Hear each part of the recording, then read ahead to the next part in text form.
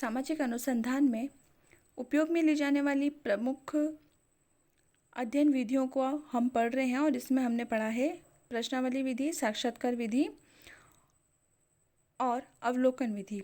आज के वीडियो में हम पढ़ेंगे अनुसूची विधि के बारे में। सामाजिक अनुसंधान और सर्वेक्षण में सबसे अधिक महत्वपूर्ण बात विषय से जुड़े वैध और विश्वसनीय तथ्यों का संकलन करना है। इन तथ्यों का संकलन की एक प्रमुख विधि अनुसूची विधि भी है। यद्यपि प्रश्नावली और अनुसूची में पर्याप्त समानता है, लेकिन फिर भी अनुसूची विधि की अपनी कुछ अलग ही विशेषताएं। इसके द्वारा हम साक्षात्कार और अवलोकन पर नियंत्रण रख सकते हैं। अनुसूची विधि वास्तव में प्रश्नों की एक लिखित सूची होती है, जिसे अनुसंधानकर्ता सूचनादाता से पूछता जाता है और उसे भरता जाता है। अनुसूची को उत्तरदाता के पास डाक के द्वारा नहीं भेजा जाता। जैसे कि हमने प्रश्नावली विधि पढ़ी थी, तो उसमें हमने ये पढ़ा था कि प्रश्नावली विधि में प्रश्नों की एक सूची, जिसे हम प्रश्नावली कहते हैं, वो डाक के द्वारा सूचनादाताओं के पास भेजी जाती है और वह उसे भरकर वापस पुनः अध्ययनकर्ता को लौटाता है। लेकिन अनुसूची विधि के अंतर्गत ऐसा नहीं किया जाता। प्रश्नावली में आने वाले दोषों को दूर करने के लिए भी अनुसूची विधि का प्रयोग किया जाता है।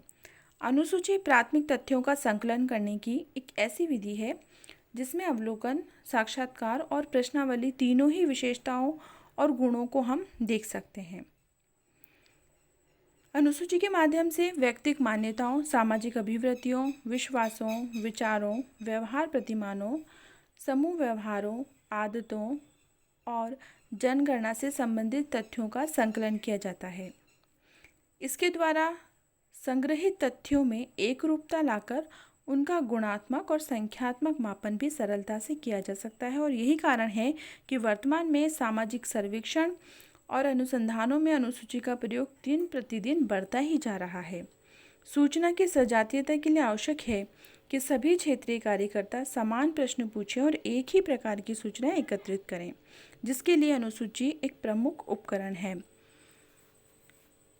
अनुसूची एक फॉर्म के रूप में है जिसमें अध्ययन विषय से जुड़े प्रश्न और सारणियाँ होती हैं, जिसे क्षेत्रीय कार्यकर्ता सूचनादाता से पूछकर या व्यक्तिगत रूप से अवलोकन करके भरता है। विभिन्न विद्वानों ने अनुसूची को परिभाषित भी किया है, जैसे कि बोगार्ट्स हैं। बोगार्ट्स ने कहा है कि अनुसूची उन तथ्यों को प्राप्त करने की एक औपचारिक विधि है जो स्थूल रूप में होते हैं और जिन्हें सरलता से देखा जा सकता है। इस प्रकार अनुसूची अध्ययनकर्ता के द्वारा स्वयं ही भरी जाती है। गुडे और हार्ट ने भी अनुसूची विधि को परिभाषित किया है। उन्होंने कहा है कि अनुसूची उन प्रश्नों के एक समूह का नाम है जो साक्षात्कारकर्ता के द्वारा किसी दूसरे व्यक्ति से आमने सामने की स्थिति में पूछे और भरे जाते हैं। Doctor M H. गोपाल ने कहा है कि अनुसूची उन विभिन्न मदों की एक विस्तृत, वर्गीकृत और नियोजित और क्रमबद्ध सूची होती है जिसके विषय में सूचना एकत्रित करने की आवश्यकता पड़ती है। मैककॉर्मिक के अनुसार अनुसूची उन प्रश्नों की एक सूची से अधिक कुछ नहीं है जिनका उत्तर देना उपकल्पना या उपकल्पनाओं की जांच के लिए आवश्यक प्रतीत होता है। इन सभी परिभाषाओं से स्पष्ट है कि अनुसूची अध्ययन विषय से जुड़े प्रश्नों की एक व्यवस्थित और वर्गीकृत सूची होती है जिन्हें अध्ययनकर्ता साक्षात्कार के द्वारा सूचनादाता को पूछता और भरता है। अनुसूची विधि की कुछ महत्वपूर्ण विशेषताएं भी हैं, जैसे अनुसूची अध्ययन समस्या से जुड़े शीर्षक, उपशीर्षक और प्रश्नों से संबंधित एक व्यवस्थित और वर्गीकृत सूची होती है। अनुसूची एक प्रकार का प्रपत्र या फॉर्म के रूप में छपवाया जाता है जिसमें क्रमबद्ध और व्यवस्थित रूप से प्रश्न रखे जाते हैं। अनुसूची को भरने के लिए अध्ययनकर्ता उत्तरदाता से प्रत्यक्ष, व्यक्तिगत और आमने सामने का संपर्क करता है। इसे अध्ययनकर्ता स्वयं भरता है, न कि उत्तरदाता। जैसे कि हमने प्रश्नावली विधि पढ़ी थी, तो उसमें हमने देखा था कि उत्तरदाता प्रश्नावली को भरकर लौटाता है, लेकिन अनुसूची विधि के अंतर्गत अध्ययनकर्ता स्वयं उसे भरता है, अवलोकन करता है, उत्तरदाता से प्रश्न पूछता है। इसमें साक्षात्कार, अवलोकन और प्रश्नावली तीनों विधियों की विशेषताएं हमें देखने को मिलती हैं। अनुसूची का प्रयोग शिक्षित और अशिक्षित दोनों ही प्रकार के उत्तरदाताओं के लिए कर सकते हैं। प्रश्नावली विधि की यह दोष था कि प्रश्नावली का उपयोग हम केवल शिक्षित उत्तरदाताओं के लिए ही कर सकते थे। अशिक्षित उत्तरदाताओं का अध्ययन उसके माध्यम से नहीं किया जा सकता था, लेकिन यहाँ पर अनुसूची विधि का प्रयोग हम शिक्षित और अशिक्षित दोनों ही प्रकार के उत्तरदाताओं के लिए कर सकते हैं। अनुसूची में प्रश्नों को एक निश्चित क्रम में रखा जाता है और उसी क्रम में पूछा जाता है। उनमें क्रम परिवर्तन की छूट नहीं होती है। अनुसूची में घटनाओं का अवलोकन भी होता है। अनुसूची अध्ययनकर्ता पर नियंत्रण भी रखती है, जिससे कि वह अध्ययन विषय से परे न हटे।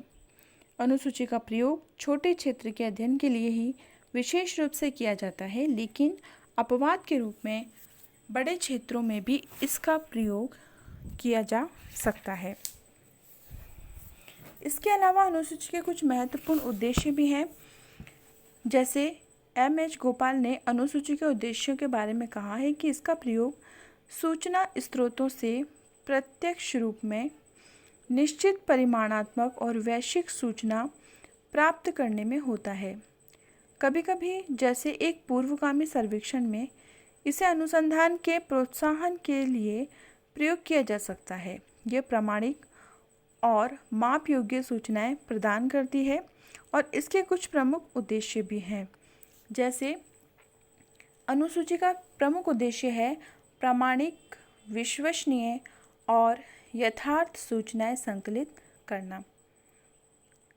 इसका उद्देश्य गुणात्मक तथ्यों को संख्यात्मक तथ्यों में प्रकट करके उन्हें अनुमापन योग्य बनाना भी है।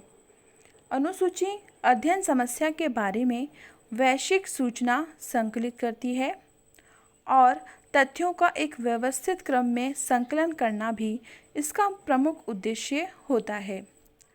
अनुसूची स्थानीय और क्षेत्रीय अध्ययन करती है। अनुसूची में अध्ययनकर्ता की स्मरण शक्ति पर भरोसा नहीं किया जाता, क्योंकि उसकी भी एक सीमा होती है। वह कुछ तथ्य भूल सकता है, इसलिए इसमें प्रश्न लिखित में होते हैं जिन्हें हाथों हाथ सूचनादाता से पूछकर भरना होता है और इसमें अनावश्यक तथ्यों के संकलन से बचा जाता है। इसके बाद हम पढ़ेंगे अनुसूची के प्रकार, टाइप्स ऑफ शेड्यूल।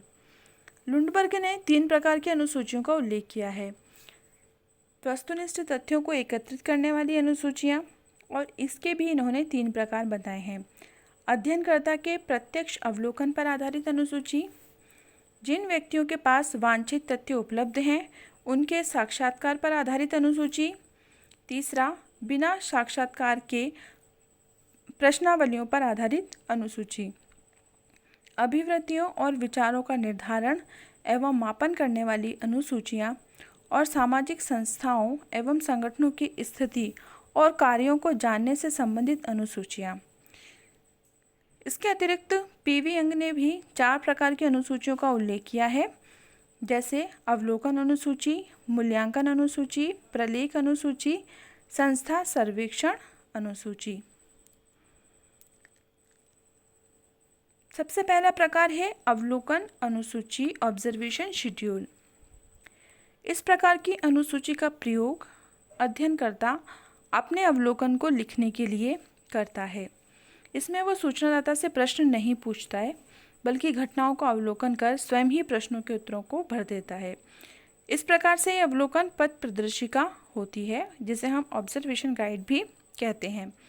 यह अनुसंधानकर्ता पर नियंत्रण रखती है और उसे किस प्रकार की सूचनाएं संकलित करनी चाहिए इसका मार्गदर्शन समय समय पर करती रहती है।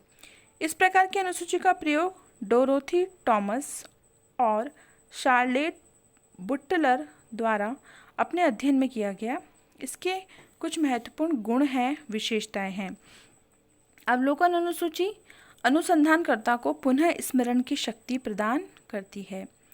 ये विषयात्मक अभिलेख को संभव बनाती है। अवलोकन अनुसूची प्रमापीकरण को भी संभव बनाती है। ये विषय क्षेत्र को सीमित करने और आवश्यक तथ्यों पर ध्यान देने में भी सहायक होती है। दूसरा प्रकार है मूल्यांकन अनुसूची। इस प्रकार की अनुसूची का प्रयोग किसी विषय के बारे में लोगों की अभिवृत्ति, रुचि, राय, विश्वास और अनुमति आदि के सांख्यिकीय मापन के लिए किया जाता है।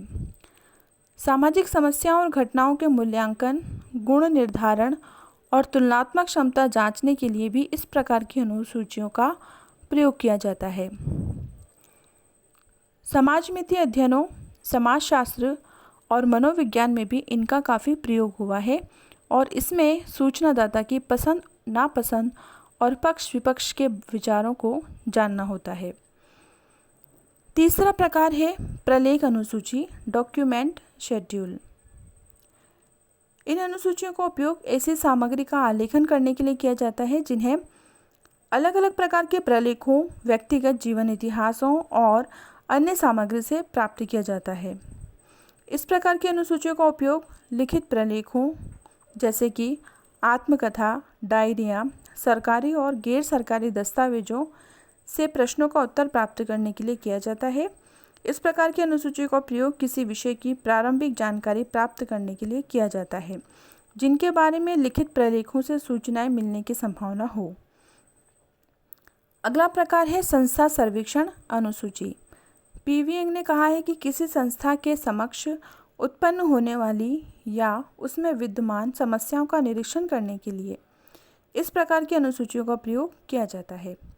इनके द्वारा किसी संस्था के किसी विशेष पक्ष, उसकी आंतरिक और बाहरी समस्याओं और कार्यकलापों का अध्ययन किया जाता है। जनगणना के लिए इसी प्रकार की अनुसूचियों का प्रयोग किया जाता है। इस प्रकार की अनुसूचियों से पंचायतों, सहकारी समितियों, शिक्षण संस्थाओं, जेलों आदि की कार्यप्रणाली का अध्ययन सरलता से किया जा सकता है। अगला प्रकार है साक्षात्कार अनुसूची, इंटरव्यू शेड्यूल। इस प्रकार की अनुसूचियों में सूचनाएं प्रत्यक्ष साक्षात्कार के द्वारा एकत्रित की जाती हैं। इसमें निश्चित प्रश्न या खाली सारणी दी हुई होती है जिसमें साक्षात्कारकर्ता सूचनादाता से प्रश्न पूछकर भरता जाता है। इसके द्वारा साक्षात्कार को व्यवस्थित और क्रमबद्ध किया जाता है। इनमें प्राप्त सूचनाओं का वर्गीकरण और सारणीकरण बहुत आसान होता है। सहायक सूचनाओं की प्राप्ति, संग्रहित सामग्री की जांच या अध्ययन को प्रारंभ करने के लिए इस प्रकार की अनुसूची का प्रयोग किया जाता है। इस प्रकार की अनुसूची के कुछ लाभ भी होते हैं, जैसे इसके द्वारा विश्वसनीय और प्रामाणिक सूचनाएं प्राप्त होती है। व्यक्तिगत संपर्क के कारण इसमें अनुसंधानकर्ता सूचनादाता को सूचना देने के लिए प्रेरित कर सकता है। इसमें प्राप्त सूचनाओं का सत्यापन हो जाता है। कई घटनाओं का अवलोकन द्वारा भी सत्यापन हो जाता है। इसके द्वारा अशिक्षित उत्तरदाताओं से भी सूचनाएं प्राप्त की जा सकती हैं। इसके द्वारा अध्ययनकर्ता की स्मरण शक्ति पर आवश्यकता से अधिक भरोसा करने की ज़रूरत नहीं पड़ती है। साक्षात्कार अनुसूची की कुछ सीमाएं भी हैं, जैसे कि इसमें उत्तरदाता से प्रश्नों के उत्तर प्राप्त किए जाते हैं, अतः उसे विचार विमर्श और सलाह मशविरा का समय नहीं मिलता।